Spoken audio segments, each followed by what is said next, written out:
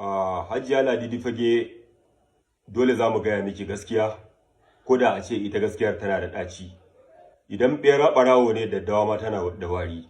Kafin na zo kan wannan maganar, jama'a jiya na yi bidiyo akan Hajiya Ladidi Fage halin da take ciki, kuma daga jiya zuwa yau alhamdulillah bidiyo ya tafi viral, har ma mutum biyu sun kira ni a waya, wata hajiya da kuma wani mutum, wani alaji, akan za su taimake ta. Kuma na kira ta a waya na gaya mata cewa akwai waɗanda za su kira ki da Allah ki ɗaga.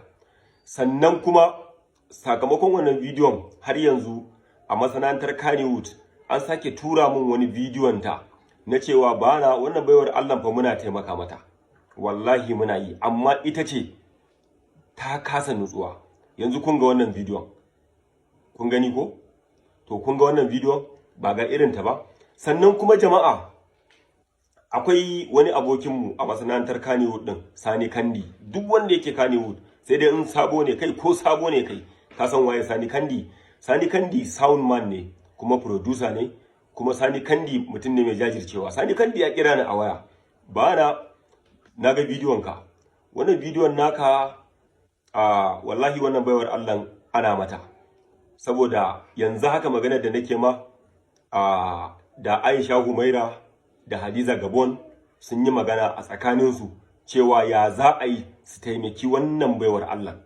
Kuma yanzu haka abinda ban tambaye Sani Kandi ba shine, shin already sun taimake ta din ko kuma za su taimake ta? Saboda Aisha Humaira, Hadiza Gabon, wayannan mutane kowa riga da ya san in dai suka ce za su taimake ta, to taimakon ta za su yi sosai, za ta yi fita da fitarta. So ban sani ba ko sun taimake ta din ko kuma za su taimake ta.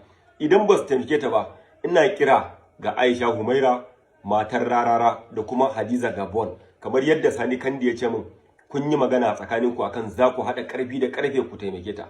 Dan Allah dan Annabi ku taimaki wannan baiwar Allah. Duk da ma dai domin Allah kuka yi, amma tunda aka gaya min, ni wannan yanzu fitowa da na faɗa social media ba riya bace, kuma ba ku kuka sani na fito ne magana ba.